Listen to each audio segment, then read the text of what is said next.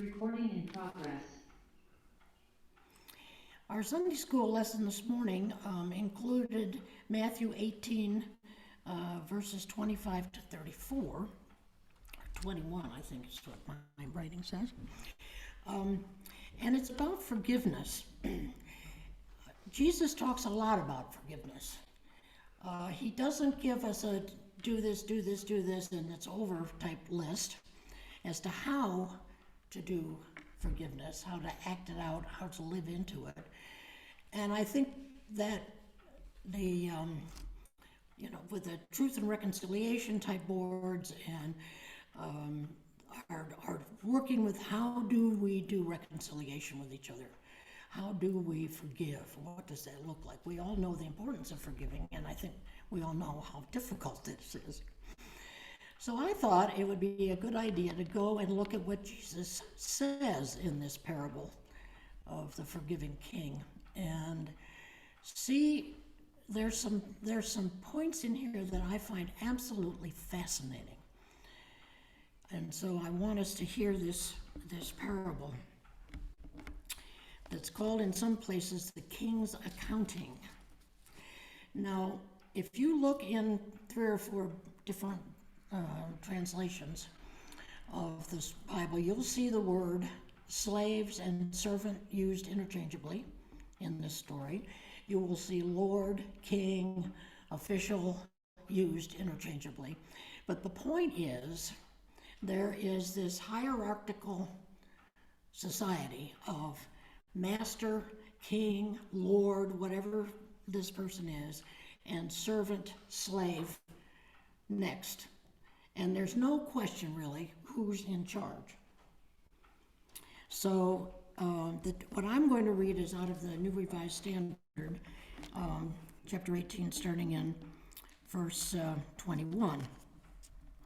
So Peter comes to Jesus and says, "Lord, if another member of the church sins against me, how often should I forgive?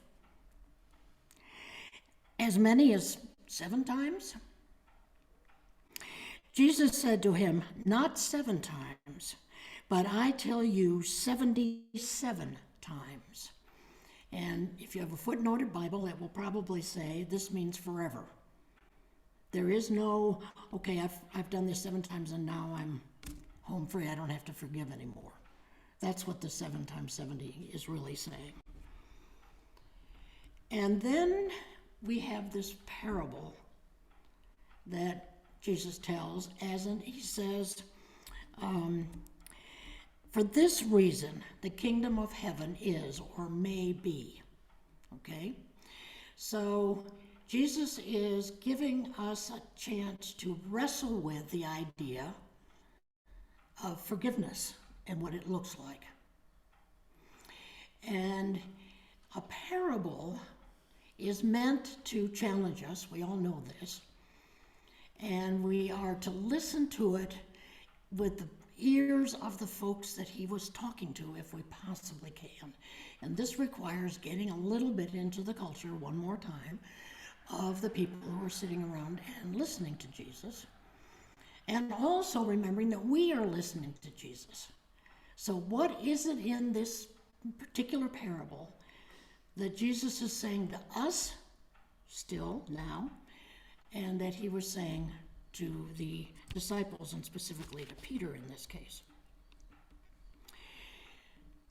Matthew is dealing with conflict in his community.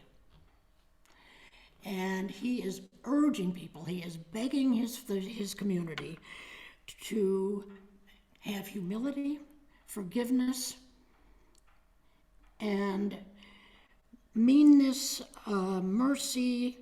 Meanness we don't want, he says, but mercy and peace. So Matthew places this particular parable of Jesus in this section where he's talking to his community about how we live together, how we treat each other as a community following Christ. So Matthew says, he provides an introduction to this parable by saying, for this reason the kingdom of heaven is. Jesus would have just started the parable And so let's listen to what he says, what Jesus says. It may be compared to a king who wished to settle accounts with his slaves.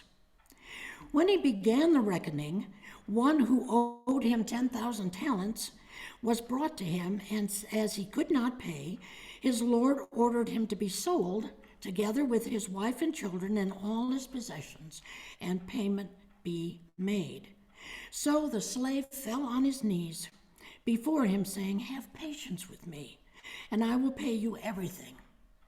And out of pity for him, the lord of that slave released him and forgave him the debt. But that same slave, as he went out, came upon one of his fellow slaves, who owed him 100 denarii, and seizing him by the throat, he said, "Pay what you owe." Then his fellow slave fell down and pleaded with him, "Have patience with me, and I will pay you back." But he refused. Then he went and threw himself into prison, and then he went and threw him into prison until he could pay the debt. When his fellow slaves saw what had happened, they were greatly distressed, and they went and reported to their lord all that had taken place. Then his lord summoned him and said to him, "You wicked slave, I forgave you all that debt because you pleaded with me. Should you not have had mercy on your fellow slave as I had mercy on you?" And in anger, his lord handed him over to be tortured until he would pay his entire debt.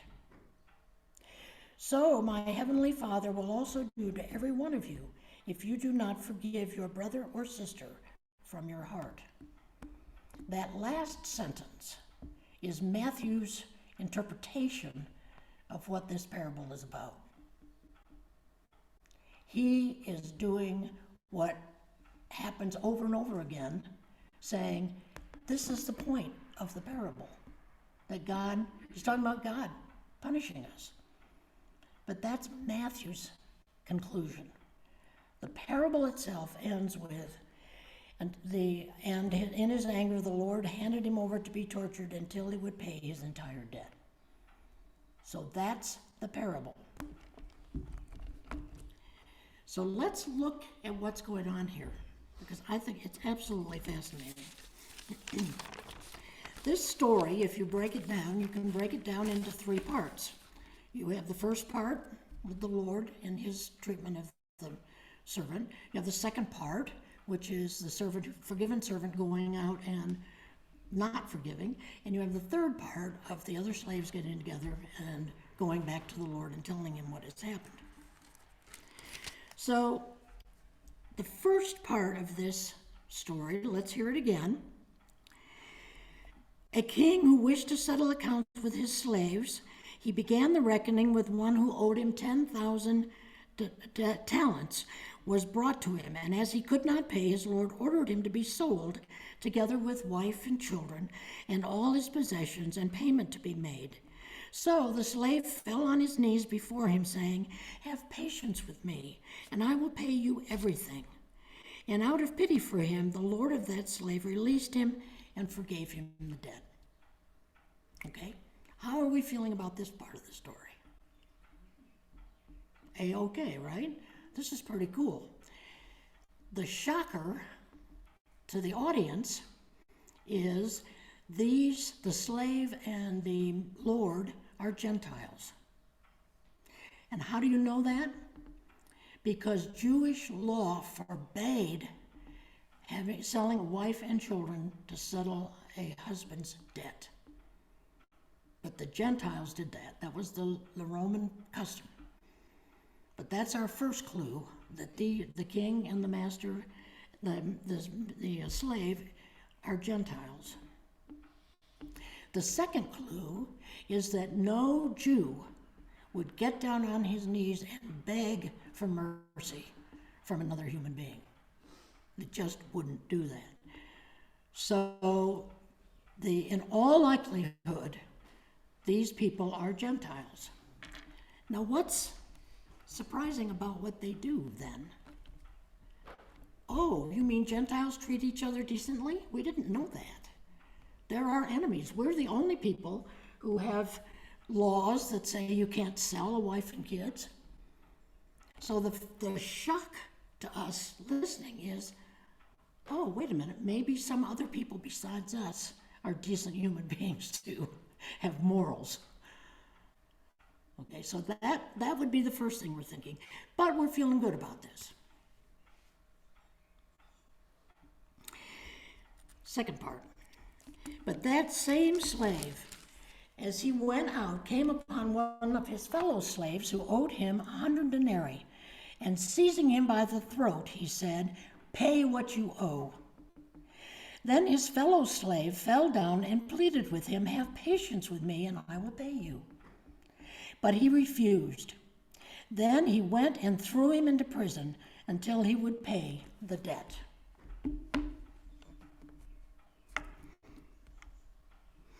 Now how do we feel?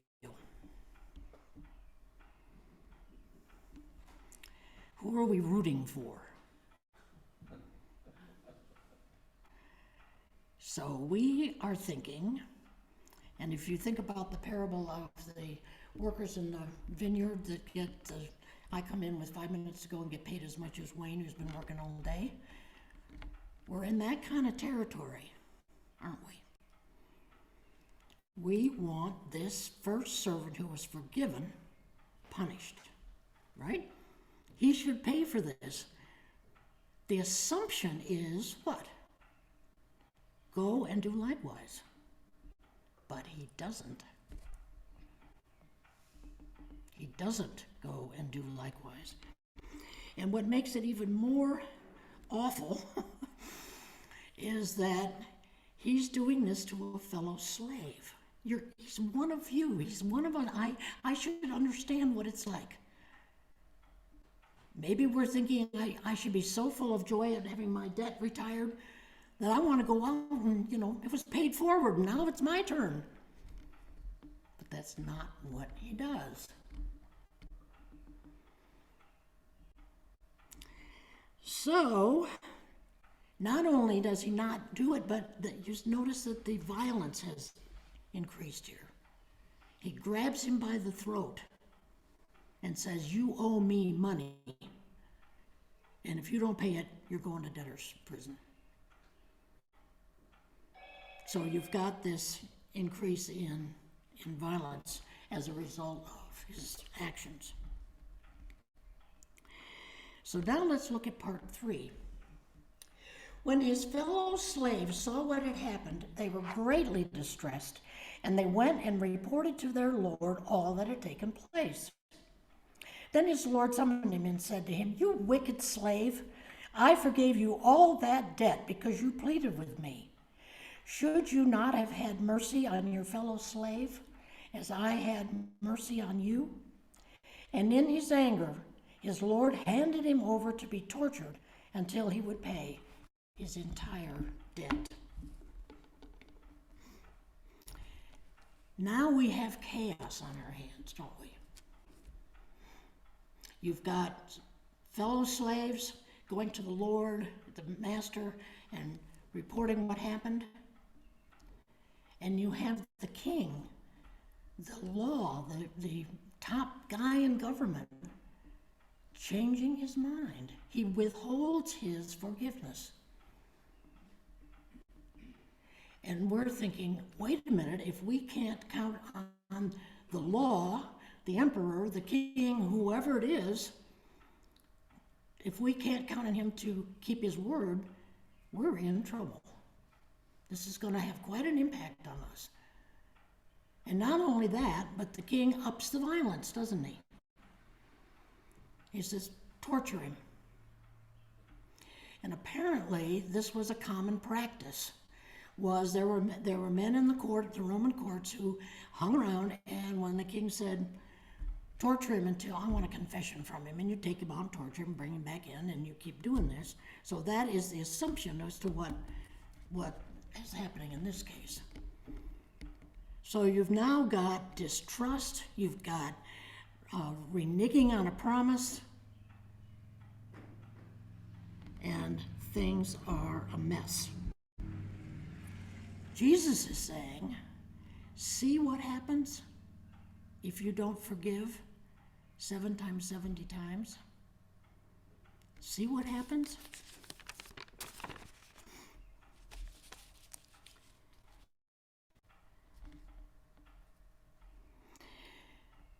What else is happening in this story that I find, this was a real surprise to me when I was reading about this parable and thinking about it.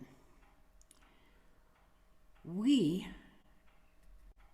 became interested in punishment, didn't we? We wanted to punish the servant who was forgiven and turned around and wouldn't forgive his. We're rooting that this guy's going to get punished. And Jesus says, see what happens if you don't forgive and forgive and forgive. Just the way we felt about, maybe more so, but the way we feel when we find out that I showed up with 5 minutes to go and got paid the same amount that Wayne got for working all day. That's not fair. Jesus is talking about something so different from our human ways of thinking. He's talking about this is what the kingdom of God looks like. This is what I'm talking about, people. You forgive and you forgive and you forgive. You follow the laws of man and you end up with this kind of chaos. You know, you turn this guy in, he gets tortured, the king has changed his mind, now we don't know whether we can trust the king anymore when he says you're forgiven. I'm forgiven now, but what about on Friday when you want my prize lamb? Kind of thing. And Jesus is saying, I think, that every time we forgive, we have one foot in the kingdom. This is what it looks like. So I think it's important that even though this feels impossible to me, and it may feel impossible to you folks too, to do the way Jesus is saying, this is what he's drawing, is a picture of the kingdom where forgiveness happens over and over and over and over and over again. There's no limit to it. There's no checklist. Oh, I did this. I told Patty I was sorry. I reimbursed her for having run over her dog. That checklist isn't there because we are to forgive and forgive and forgive. The disservice that Matthew has done for us by adding that last verse is to make us think we're thinking about, Jesus is talking about God here. Jesus is talking about the need to forgive, is what he's doing. He's talking about the need to forgive. And remember back to what I said earlier, Matthew is pleading with his community to get along with each other, to have humility, to have compassion, to have mercy. And I read that last Matthew's comment there at the end, like the folks who talk about, well, you got to preach a hellfire and damnation sermon because you got to scare people in. You got to scare them to do what they're supposed to do. That's not Jesus. Jesus is giving us a picture of what it looks like to live together as believers, and we can choose to do it his way or our way. But he's pretty clear that the message of this parable is, shouldn't you forgive the way my servant, that way I forgave you, says the king? That's what the parable's about. It's about forgiveness. So Matthew has taken the parable, and I want to read you the definition of parable that I love.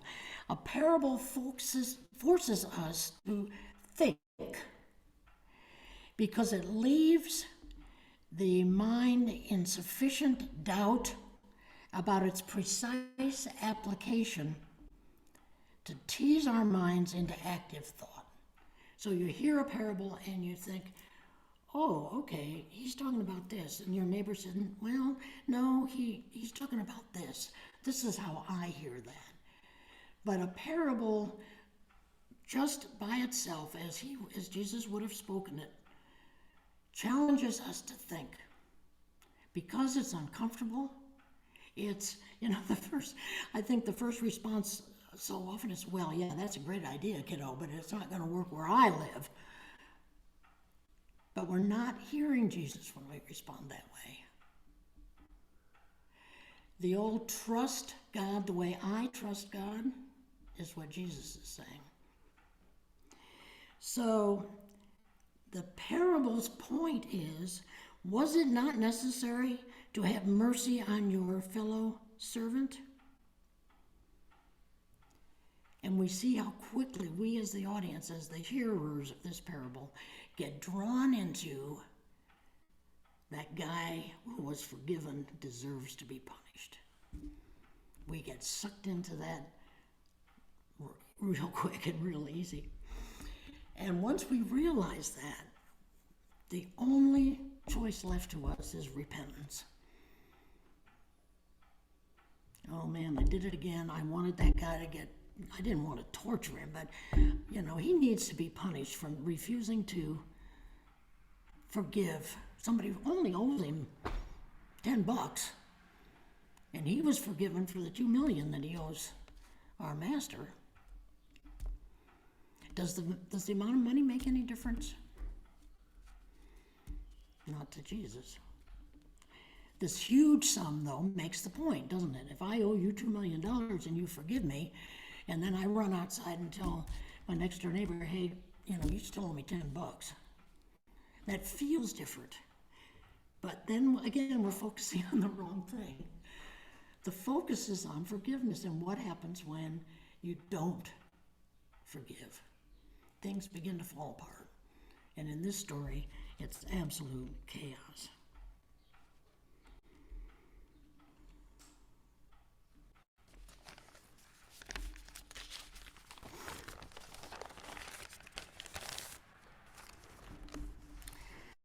So maybe Jesus is saying, go and do likewise.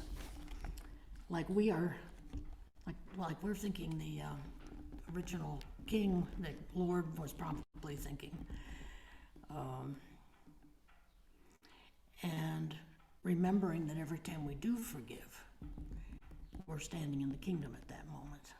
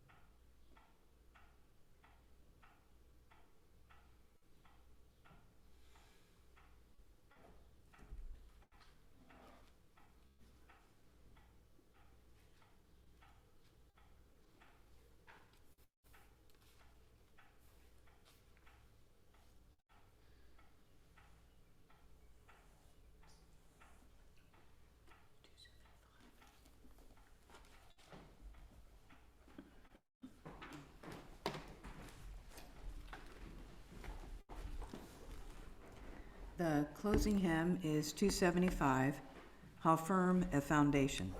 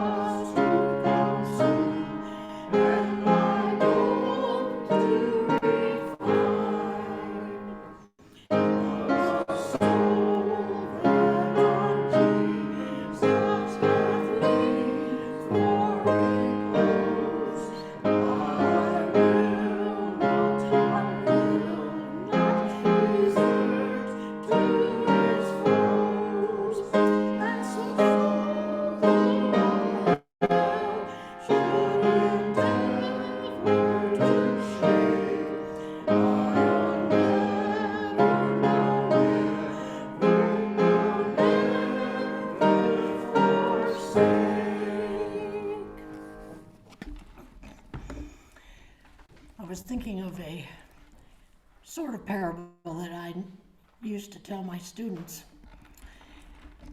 There was a groundhog nest, and a porcupine came along and crawled into the groundhog nest and settled down and said, "Can I stay here? Ouch, ouch, ouch. Every time you move, we get poked." So they pulled together a little council and decided to ask him to leave because this was their house and they had the right. So they said, "Porcupine, you have to leave." So he went to the next groundhog house and he stuck his head in and he said, "It's cold out here, may I come in?" And they said, "Sure." "Ouch, ouch, ouch. You poke us every time you move." And the council got together and said, "Let's put a blanket over him, and then we can all be warm together."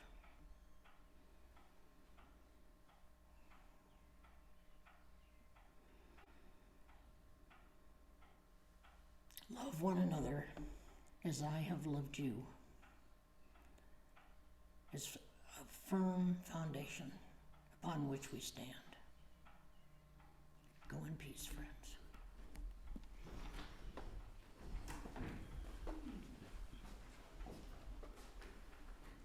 Is there any special sharing or joys?